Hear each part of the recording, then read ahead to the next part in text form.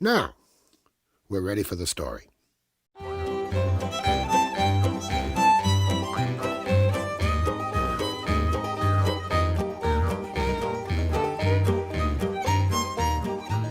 Early one fine autumn morning, Peter went outside, opened the gate, and went into the meadow.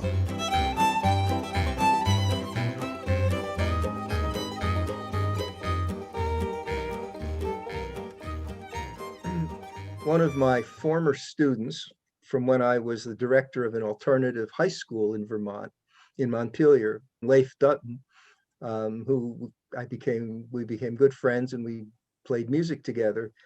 He was working for Alcazar Records in Waterbury, Vermont, a small independent record distributor that was starting up a label. And somehow, I don't know how this came about, but Manny Greenhill, who was Van Ronk's manager, got in touch with them that Van Ronk about doing a kids record with Van Ronk. Okay. And they said, "Oh yeah, we've got a guy who can produce that for you." And that was me. And Manny knew me because I had written a piece that he really liked about Pierre Bensoussan. So I thought, okay, great, I'd love to do this. And I'm thinking and thinking, and Dave had said in his interview with me, the interview I did with him that was in Frets magazine, I asked him, what is the blues? There's an original question for you. And he said, well, the blues is an infinite salami. It doesn't have a beginning or an end. You just cut a couple slices of blues.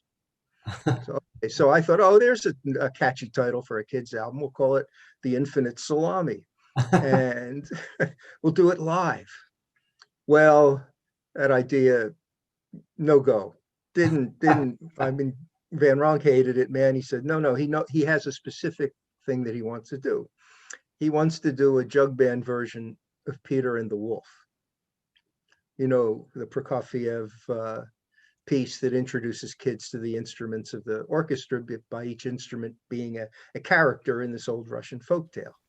Peter's played by the fiddle, which is just another name for the violin. His part sounds like this.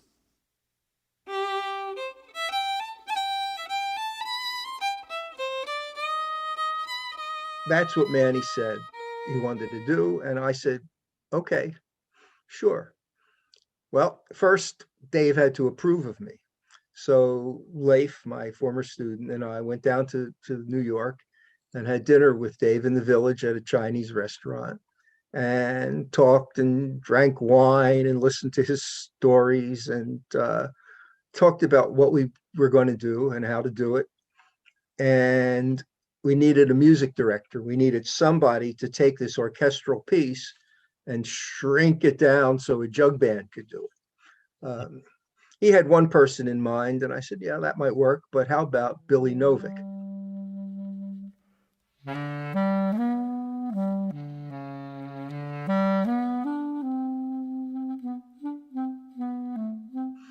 Billy is a clarinetist and composer and also a sax player who I knew from his performing with Guy Van Duzer, an extraordinary finger-picking guitarist, stride finger-picking. And they had been in Montpelier a few times. I brought them up here and gotten to know them pretty well. And so Dave was familiar and he said, yeah, that sounds good. So I called Billy and he said, sure, he would do it. And that was how that came together. Then it was a matter of finding the other musicians, finding times when everybody could be together, a place to do it, all the kind of stuff that a producer's got to do. And this was like herding cats. Eventually, I have a friend, he's an engineer, had a studio in Burlington at the time, Chuck Eller, a musician, fine musician, and he was on board to do the engineering. He located a condo in Stowe that had a decent studio in the basement, brought in his own stuff also. And the advantage here was that it had place for Dave or any of the other musicians to stay. And finally, after a few false starts, because I think at one point Dave had an operation, at another point he had a tour in Italy, and we had to keep changing things. But finally, we got a date that everybody could come together. Billy worked out the parts.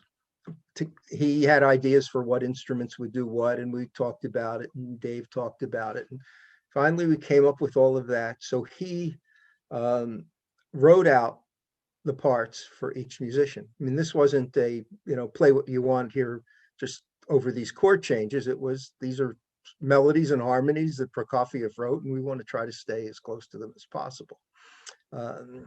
And he made cassette tapes, I guess using a synthesizer, so that we could all hear what our parts were supposed to sound like. So I sent this to all the people, and I told them, please listen, please, practice, da-da-da-da. We'll get together. We'll all meet at my house on a certain day. I think we left ourselves 2 days before we had to start performing to rehearse. And on that day, everybody started arriving. We had Dave and the jug player. Again, names are escaping me. I can't believe it. I'll think of it. Luke Faust, that was the jug player's name. Van Ronk said, best damn jug player in the world. So we had to have Luke Faust. He was great. And since this is a jug band, we've got a jug.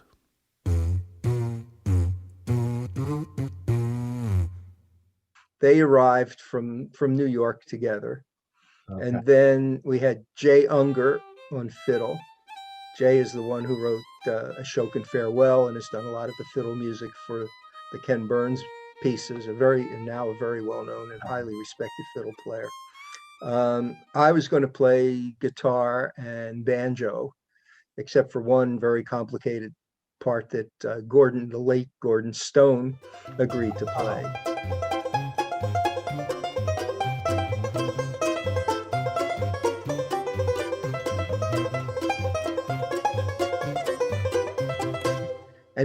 And Billy would play clarinet, and he ended up also playing Jew's harp and kazoo, and I think penny. He's a great penny whistle player.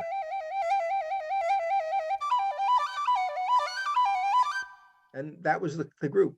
We all got together, and then we finally sat down to start rehearsing this thing. So it was like the way I've explained it to people. It was like a heist movie, a bank robbery movie, where you've got the dynamite guy and the locksmith guy and the getaway driver and the lookout that are hired because of their skills from all over, and they come together and they don't know what the heist is, and then they learn the plan and they all get on board with the plan. Well, it was sort of like that. Whoops.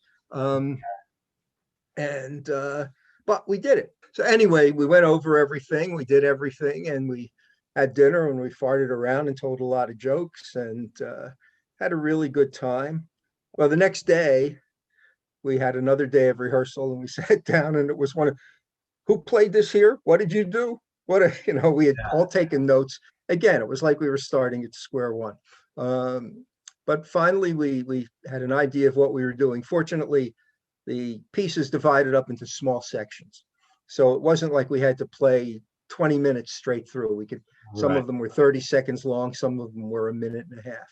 So did Van Ronk have all of his stuff prepared? I mean, he was the one that wanted to do the album. Yeah, he wasn't doing anything. He was the narrator. Oh, It's a story. So he tells the story.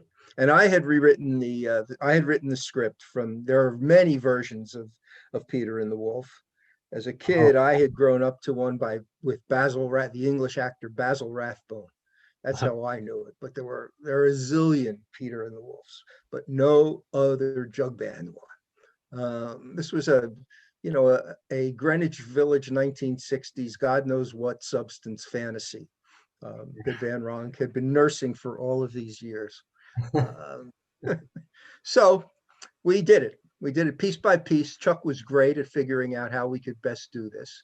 And we had, I think, 3 days to record. And then Billy had a gig somewhere and Jay had a gig somewhere. People had to leave at different times. We realized that we didn't have enough for a full CD. So we also had a bunch of songs that we were going to do.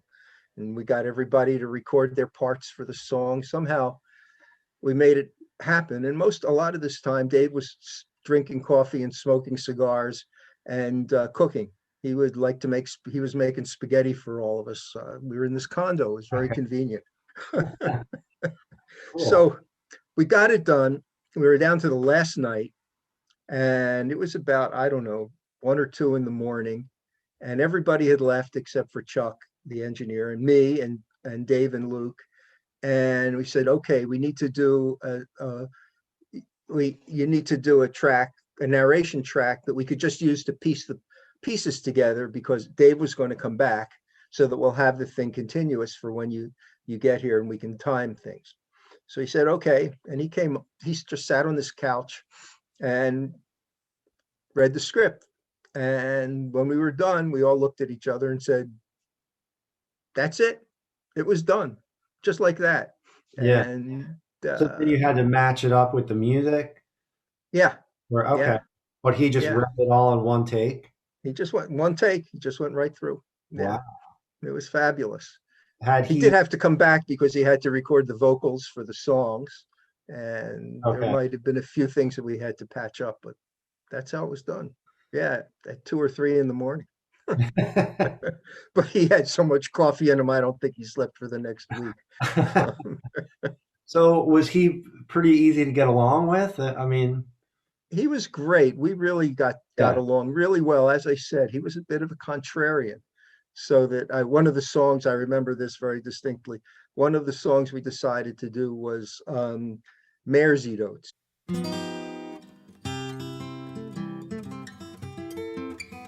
I had written a guitar arrangement for it just because I was working out different old songs for fingerpicking. And I'd done this really, I liked guitar arrangement, and I played it for him, and he really liked it. That was very flattering. But he didn't think I had the right chords on the bridge. Oh yeah, there was a bridge. And I said, I know they're the right chords. No, these are not the right chords. And he would look at it. Well, as I said before, by the end of this discussion, he agreed that I had the right chord. So there was a certain amount of that going on. But by and large, he was open to everybody's ideas. We all got along really well. It was really fun to do. Later, maybe a year or 2 years after it was released, we performed it for a week for school kids in New York at Lincoln Center. Wow. I think it was Con Edison or the phone company or something paid for this week of performances for kids before Christmas.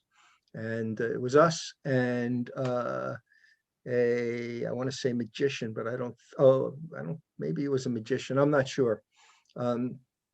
So we shared the bill with this guy, and there we had a different fiddler. Kenny Kosek played fiddle. Jay wasn't available. Kenny, another great fiddler. And since I couldn't switch back and forth or play guitar and banjo at the same time, the great Eric Weisberg came and played banjo. And that was a lot of fun. We were the big act. So the magician, if it was a magician, and whatever he was, ventriloquist, I don't know, something like that. He opened the first and we closed. And right after we finished the first day, we all looked at Van Ronk and he said, yeah, we got to open for him, because he had the kids laughing and clapping and jumping up and down, and we had them sound asleep. Now, how the duck got out, I'll leave that to you to make up, because this is the end of my story, and I gotta catch the parade.